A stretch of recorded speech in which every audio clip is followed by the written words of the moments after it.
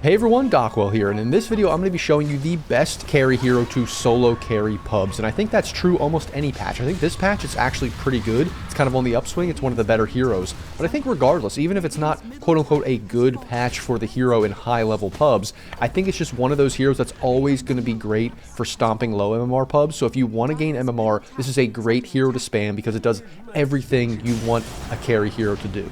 But before we get into it, I just wanted to remind you that I stream every Monday through Friday, 7 p.m. to 1 or 2 a.m. Eastern Time. And now I also wanted to announce that I'm going to be doing replay reviews. And so if you want to go down to the link below in the description, my Discord is there. You can put a replay review in there that you'd like me to look at, or you can just come to the stream and request a replay review there anytime when I'm streaming. So I look forward to looking at your guys' replays and going over them and giving you some help if you're a lower MMR player. Now, the best hero to solo carry pubs from the carry position is going to be PA. This hero is just so good in general. I think even when it's not a great patch for PA, this hero still crushes pubs at almost any MMR. And now, if you look at Dota 2 Pro Tracker, you can see this hero is getting picked a decent bit. It has a bunch of games. It has about a 50% win rate at high MMR pubs, and I think that means that it's absolutely broken at any MMR pub below Immortal, basically. So below 6K, this hero will absolutely destroy the game if you know what you're doing. So I'm going to show you why that is, why I think it's one of the best heroes, if not the best hero, and how to play her, and kind of the conceptual reasons that make her so good at stomping games. And if you want to gain MMR, you can just play this hero, spam this hero, and I'm pretty sure if you can get good with it, you will absolutely destroy and you will rank up. So the first reason this hero is so good at solo carrying the game is the laning stage, and that's because this hero has a great way to secure farm, and that is the dagger. You can spam it at range to secure last hits on the range creeps, so you don't have to walk up to the range creep, or you can even stay back and use dagger on normal creeps to hit them as well if you feel like maybe your support is AFK, your support is checking mid-rune, your support is maybe dead or something like that, and it's 1v2, you have a way to secure last hits while staying safe, and there's not very many melee carries that actually have a method of doing that. So that's one very unique and very good thing about the hero.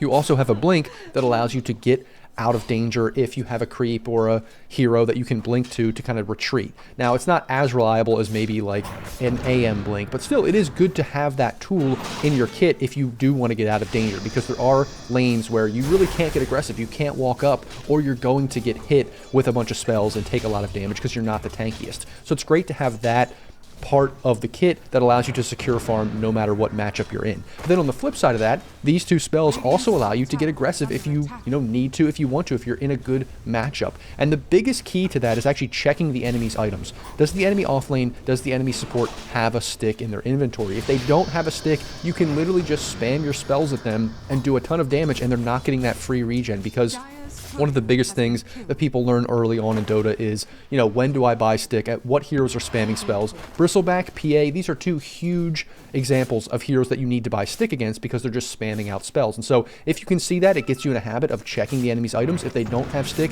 you can get super aggressive on them, almost regardless of the matchup. And then over time, you wear them down. And eventually, if you push the lane or something like that, you can get aggressive on them, you can jump on them, and you can kill them. And sometimes, even if they do have stick and they have some stick charges, you can still get aggressive depending on how much harass damage they've taken and depending how your support is playing. So it's great to have those two options in your arsenal with the hero that secures the lane. Sometimes it's a defensive lane, you don't have a great support or whatever, you can just secure your farm. Sometimes you have a great support, you have a great matchup, you can get very aggressive, the enemy's misplaying, buying the wrong items, all that kind of stuff. So it's great to have, a wide range of possibilities and to be able to secure farm regardless, or just stomp the game and snowball if that opportunity presents itself.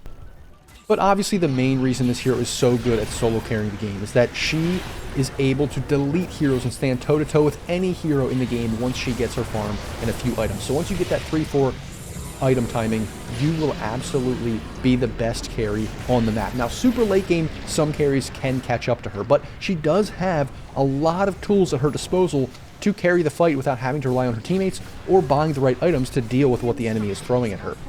So first, in fights, you have spells that are low cooldown. You can jump in, blow up a hero, kind of retreat, reset, re-engage if you need to, or if you feel like you need to get back because the fight is not going in your way, you can do that. That's something you can definitely do on the hero. A lot of carries, you know, they don't have high mobility or they can't really get in and out of fights. PA is one of those where she can do that. She also has invis, so she can kind of go invis in the middle of a fight after she blows a hero up and kind of retreat and re-look at the fight, or she can even use that invis to assess the fight on the outskirts after it already broke out and see which target is best to jump in on. That's something that not a lot of heroes have built into their kit.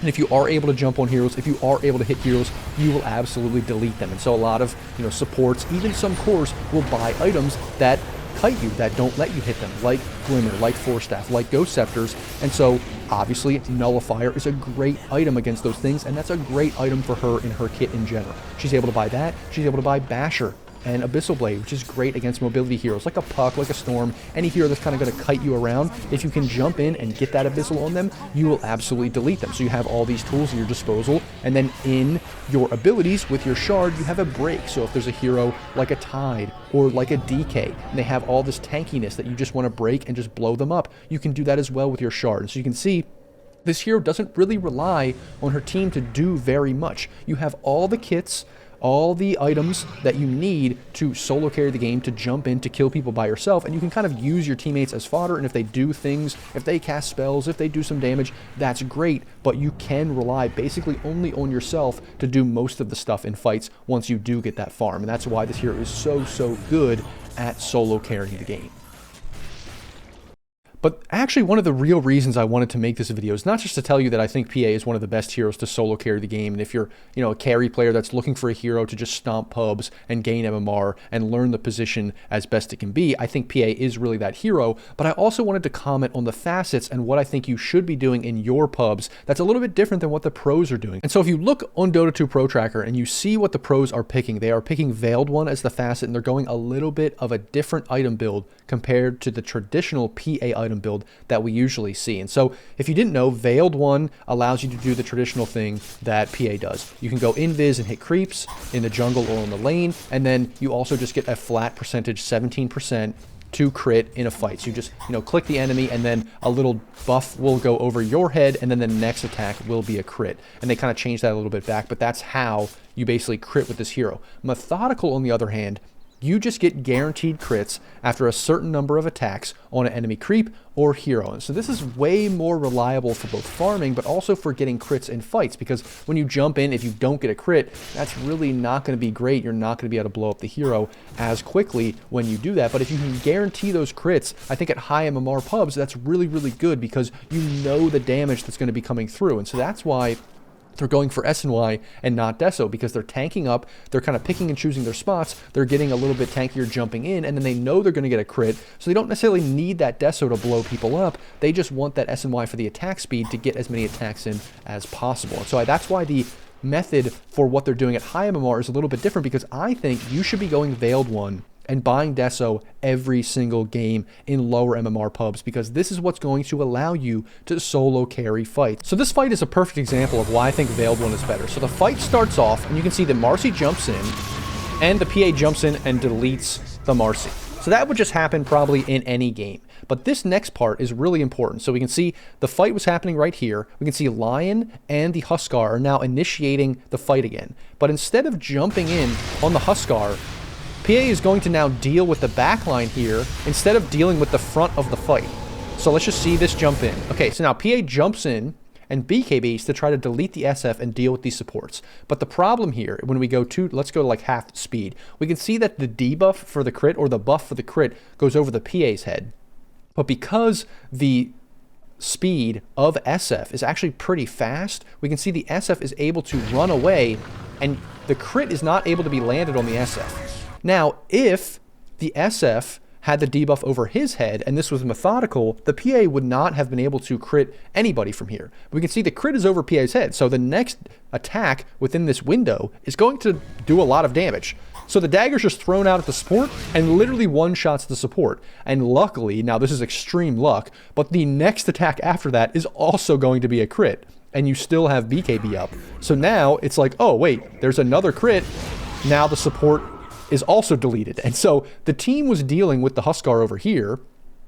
The PA jumped in on the SF, kind of took him out of the fight, and then deleted both of the supports really quickly. Now, those crits were lucky, but think about it. You're not going to get those lucky crits in any game, and you're not especially going to be able to change targets like that, because even if the crit didn't come off at the second crit, for the Lion, you could still have jumped in, Phantom Strike the Lion, probably got 5 or 6 attacks off, and still crit the Lion and kill the Lion in that duration of BKB. So that's really the big reason why I think Veiled One is way better, because you can change targets on the fly. It's not about just jumping in on one target. You can switch targets without being extremely punished, if something goes wrong, if a stun wasn't followed up with your team, or whatever else is happening in the game. The other big thing is that Veiled One allows you to hit creeps when you are blurred. I think this is just so important. So this isn't something that's important in the fights necessarily, but just in general, you're going to want to hit creeps when you're losing or even when you're winning without the enemy seeing you. And so that is really important because for the most part, PA is one of those heroes that, you're not always going to win your lane. Your game isn't always going to be going well. So when that happens, you want to have a method to secure your farm to get later into the game, because once you can get those 4 items, you can absolutely annihilate the enemy team and delete the team. It's all about getting there. So you want to be able to farm safely in those side lanes without the enemy really knowing where you are. And so that's why it's very important, I think, to pick Veiled One in your pubs and not just rely on going for methodical and doing what the pros do, because they are playing with teammates that kind of can use their spells, know what they're doing, can participate in fights better. You are trying to solo carry the game.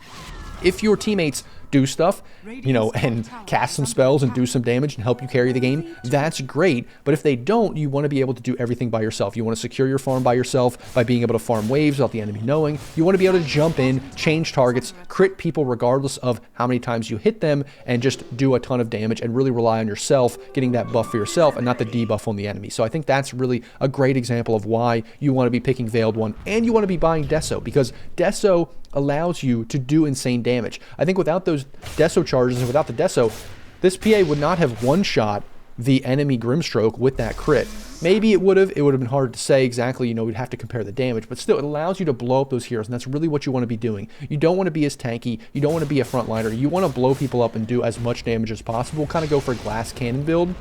Because if you can get ahead, if you can go for glass cannon build, you are going to delete enemy heroes, and there's really nothing they're going to be able to do about it once you get all those items. And so that, I think, is why PA is such a good hero for solo carrying the game, and why I think you should really pick PA if you are any kind of low MMR carry player and you want to stomp games and you want to really learn how to carry the game by yourself without really relying on your team. And that's the video, guys. Don't forget to like, comment, and subscribe if you liked the video. Don't forget, I'm going to be doing replay reviews on my stream. I'm going to be streaming Monday through Friday, 7 p.m. to 1 or 2 a.m. Eastern time. So tune in there, request a replay review in the Discord link down below, or just in the stream if you want me to review a replay of yours. And as always, guys, thanks for watching, and I'll see you in the next video.